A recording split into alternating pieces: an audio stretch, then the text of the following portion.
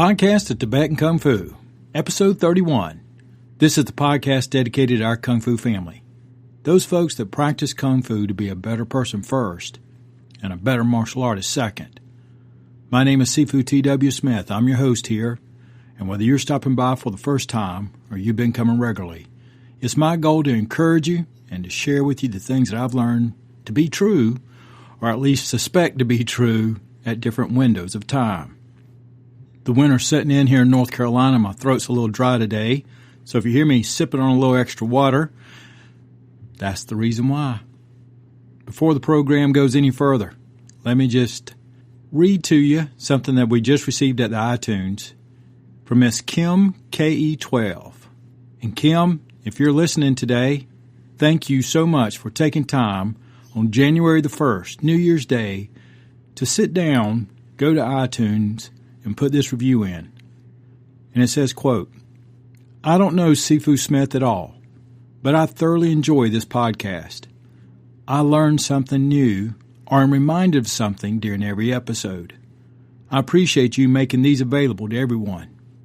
Kim, I appreciate you sharing it with me, and I mean that from the bottom of my heart. Several of you have commented based on the patron rewards that you might be interested in watching me produce one of these. And I'm just telling you, when we set this up, I wasn't lying when I put it on the rewards. It looks like hand-to-hand combat back here sometimes. But if I can set it up so you can observe me right before an episode trying to get ready, going through my mental preparation, so be it. Just remember you asked. I'd like to say thank you over at Twitter to Mr. Brett Wilson 1975, and at Facebook, Jacqueline Bullock Brone, both who connected with us at each of our social media pages. And Travis, thank you very much for your contribution over at the Patreon account. I'll be connecting up with you to take care of some of that here with you very soon. Looking forward to hearing from you. We have a lot to cover in today's podcast, and one of the things I'm going to be trying to do is to roll with it, let the mic just kind of flow a little bit more than I usually do. Paco and Mimi's in the background. In today's podcast, how is our program doing? Recent stats on the production. The private Kung Fu family area. A friend works in Shaolin Gong. Ejection fractions of the heart. Yang 9 Tai Chi course starts on Sunday. The Kung Fu boot camp starts tonight. Then we're going to talk about raising the Kung Fu spirit. And at the closing, we're going to look at the celebrations and announcements that will be coming up in the next couple of weeks. So how is our program doing? I can go over to Stitcher and find a report, and here's what I found out. That there is a 48% completion rate for all shows on Stitcher. So I interpret that as being that all shows that are listened to, 48% of them are listened to in their entirety. The top search keywords are sports, sex, music, news, wrestling, comedy, paranormal, MMA, UFO, history, and science. Stitcher reduces the audio quality when I submit it sometimes, so that's just part of being a partner with them. But since I'm not singing, I don't think you're going to be able to tell. Well, what did I find out in our statistics? I have your ears, whether you're in your car, your treadmill, you're getting ready to go practice your Tai Chi, Qigong, Kung Fu. How do I know? Well, here are our stats. That's right, these are our stats because you're just as much a part of this as I am.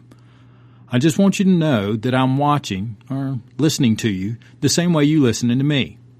In December of 2014, over 2,900 minutes of listening time. That's my voice in your ears. No, I don't feel any pressure now. That's almost 3,000 minutes. Who would have ever thought? Our average completion rate? Listen to every minute, 73%. That's almost 150% over the average at Stitcher. Thank you, Stitcher listeners. Thank you all listeners.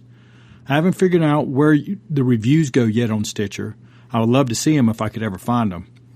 If you can't, email me at TibetanKungFu.net/contact if there's nowhere to leave a review on Stitcher. Just remember that I'm an old Tai Chi guy, so be gentle with me if you have any constructive criticisms. The private Kung Fu family area will be changing on how it is accessed and delivered. I suspected unauthorized access, so I need to make some adjustments.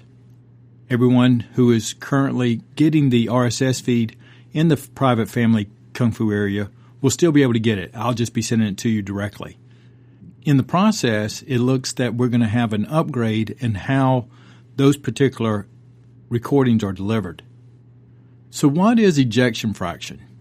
The Mayo Clinic defines it as the ejection fraction is a measurement of the percentage of blood leaving your heart each time it contracts. During each heartbeat cycle, the heart contracts and relaxes. When your heart contracts, it ejects blood from the two pumping chambers, the ventricles. When your heart relaxes, the ventricles refill with blood. So what's a normal ejection fraction for your heart? The Cleveland Clinic interprets the numbers, and they say that 55 to 70% ejection fraction is normal. That's almost 70% of the blood leaving the heart. 40 to 55% is below normal. Less than 40% may confirm a diagnosis or heart failure. And below 35%, a patient may be at risk of life-threatening irregular heartbeats. So why do I bring this up? Well, I have a story about a friend that I'm just going to call Michael. He loves to practice Kung Fu for all the reasons you can imagine. Philosophy, lifestyle, fighting, culture, you name it, that's why he practices it. Practicing for health took on a whole new meaning for him when he felt poorly and was diagnosed with an ejection fraction of 16%. And remember that below 35% would be at the risk of life-threatening irregular heartbeats. Well, I was familiar with the diagnosis because I spent many years as a cardiac exercise physiologist at one of the two hospitals here in North Carolina.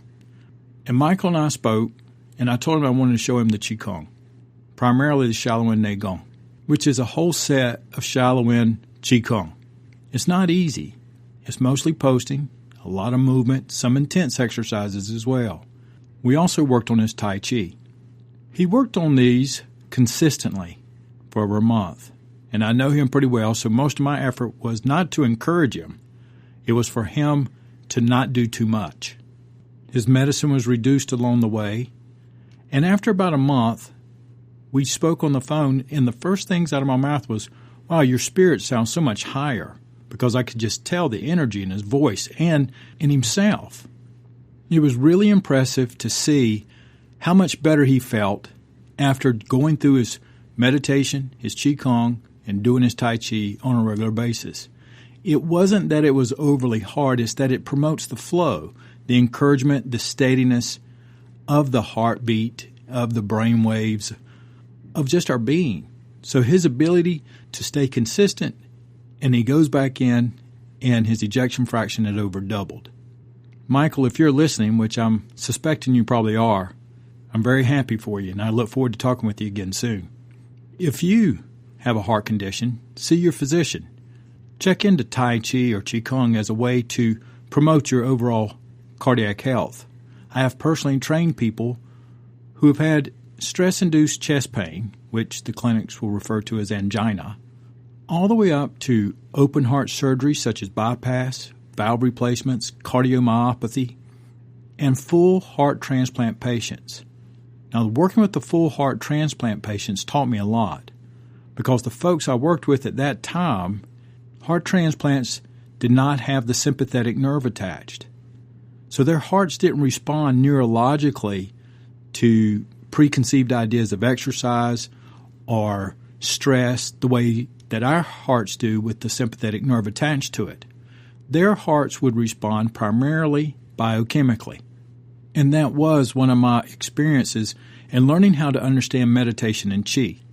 How does a heart, organ, or blood know that you are excited or stressed, and there is no physical nerve to tell it so?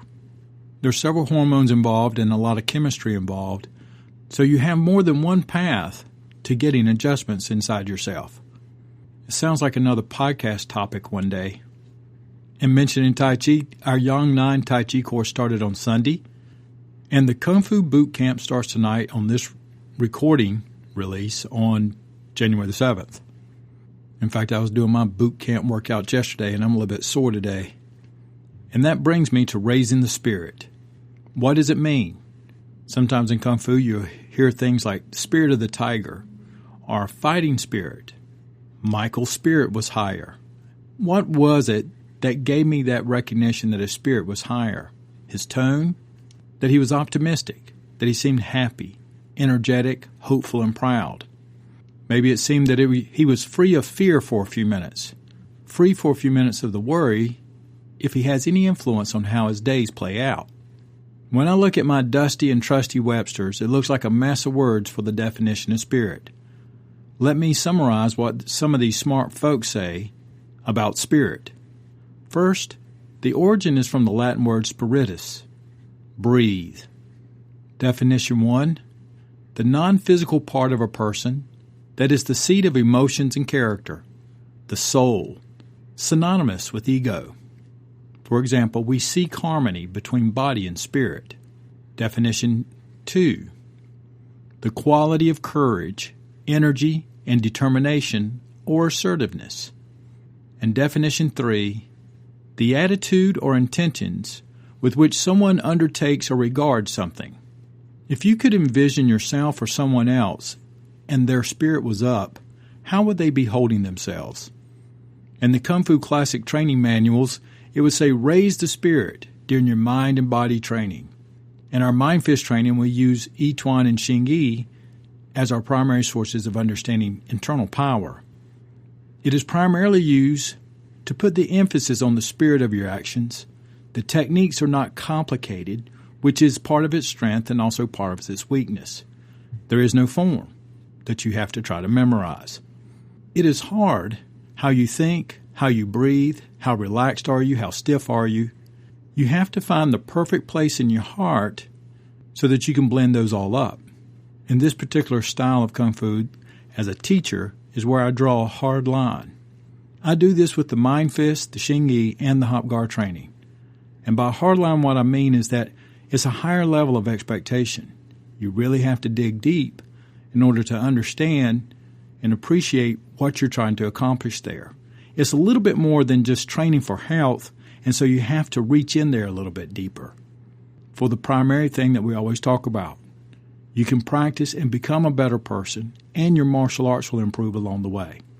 Now, this past Friday, I was working with a student on a particular Xingyi movement called the Tiger Leaping from the Mountain. This is a particular movement that I worked on exclusively for almost a year. The spirit of which you do it is as important as the technique, the mechanics of how you do it. As the student and I were working together, he got ready to move, and I stopped him and I said, "What was that?"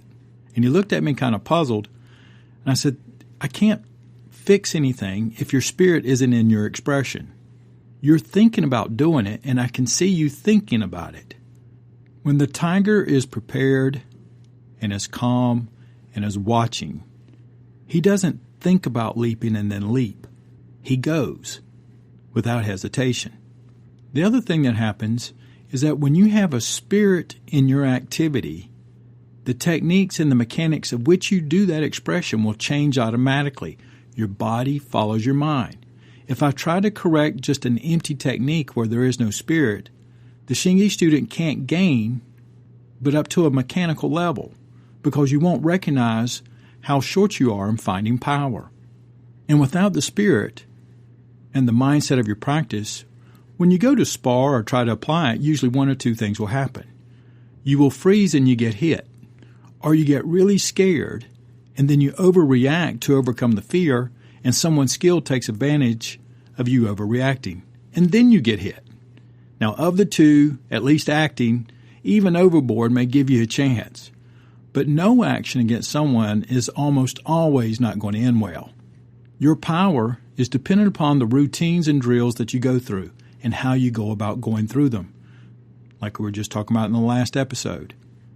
The routines depend upon your self-awareness.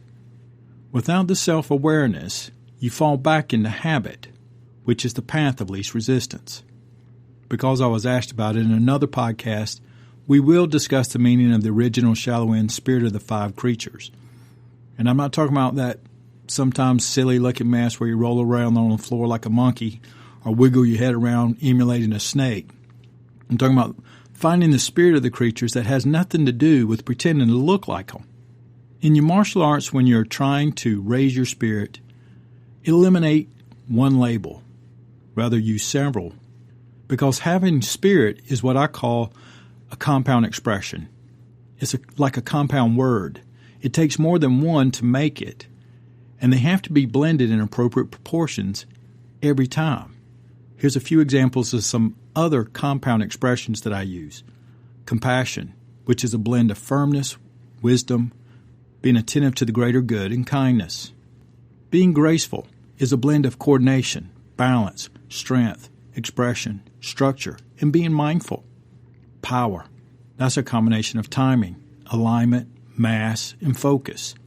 So when you blend confidence, courage, perseverance, you're getting real close to finding the spirit.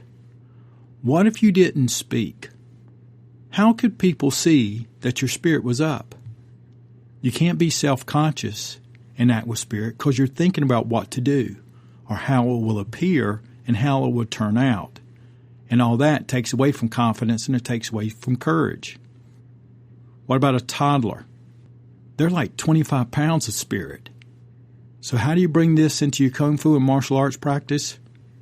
Definition 1, the non-physical part of a person that is the seat of emotions and character. My first impression using that definition is that you have to observe the spirit from inside. And if you feel disjointed, spend more time in quietness. Find out where the trouble lies. Perhaps it's guilt for something you've done. Perhaps it's guilt for something you haven't done. Perhaps it's part of a gap that's between where you are and where you really see as your potential. There's a lot of things in this part of your workshop. A lot of gears play in this, so be patient. Don't just go in there expecting the answer to pop right up. It might, but don't push. It'll come. Definition 2, the quality of courage, energy, and determination or assertiveness. Instinctively, I would suggest that getting into action, getting young. If you feel that this is the dilemma that you're facing, perhaps getting yourself moving in small chunks is where your solutions will lie. And realize that you're not just working on the mechanics of Kung Fu. You're working to loosen the chains that's stealing away from your courage. It's stealing away from your energy, and it's taken away from your determination or assertiveness. If it's a fear of getting hit or of being hit, start small. I like to use an old shallow end technique where we have rice bags hanging from the ceiling here to practice our multiple assailant movements and training your eyes. And then I've used them to help folks overcome the fear of getting hit by letting it swing real easy like and letting it tap on their chest. And then later it can tap them in the forehead. It's just a small bag of rice, so it's not going to hurt. But it helps get some momentum going to overcome that inertia of the fear of getting tapped. Then we play a focus mitts, and I use what I call the shameless approach, which basically it means whatever it takes. Definition 3 of the spirit, the attitude or intentions with which someone undertakes or regards something. Most of the students here will tell you, and I know my son will tell you, attitude is everything. I wear a t-shirt with that slogan on it. It's been my favorite for years. Then I remember reading where the Dalai Lama said in his book, I believe it was called The Art of Happiness, attitude and lifestyle are the only two places you need to apply discipline. Then later on I found out that it was part of the Marine Force Creed.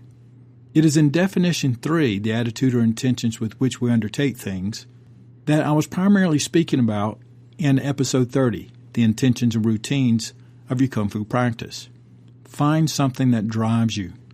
Martial arts has many reasons to practice. Some can be complex, some can be simple, but they can all be good. They're not all the same. Having the right mindset about what you're doing and why you're trying to do it can really speak to your intentions and routines and help you have a good attitude about your practice. If nothing else, just remember, when you practice your Qigong, Bakwa, Tai Chi, Xingyi, any art that you practice, breathe.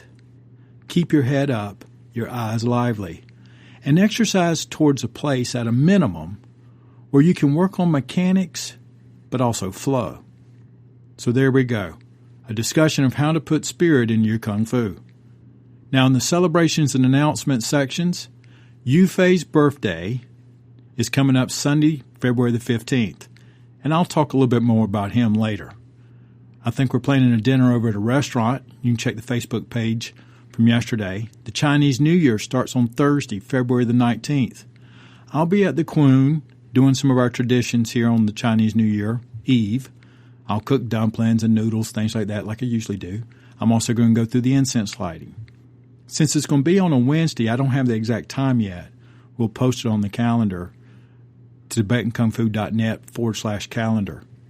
If you'd like to join me for a few minutes or have me light an incense for you, get in touch with me. We can do something over Skype or Hangouts, and we'll figure something out. The Bakwa Fundamentals class is this Saturday at 11 a.m.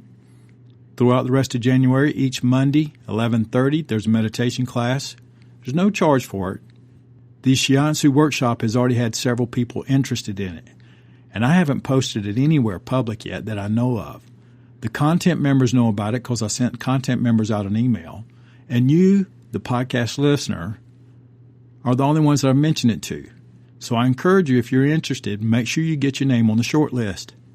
How do you do that? Send me at TibetanKungFu.net/contact unless you got my number and just text me. January the 24th, Saturday, at 11 a.m., we're going to have a single whip workshop. Much like our Cloud Hands workshop, we're going to take a single expression of movement, the single whip. It's in every Tai Chi form that you'll see. It's a signature movement. It's almost one of those things where you see someone standing at you know that they're doing Tai Chi Chuan. If you're interested in participating in that, go to TibetanKungFu.net/single whip. So we looked at the ejection fraction of the heart, the impact that Tai Chi and Qigong has on it, how that helps our spirit. And then we defined 3 ways and considered how you could use those 3 separate definitions into your practice of Kung Fu. In closing today, I'd like to read to you the last paragraph of the Marine Force Recon Creed. It says, "Never shall I forget the principles I accepted to become a Recon Marine. Honor, perseverance, spirit, and heart. A Recon Marine can speak without saying a word and achieve what others can only imagine." Thank you so much for joining me in Production 31. Get out to practice today. And remember to practice your Kung Fu to be a better person first and a better martial artist second. Talk with you again real soon.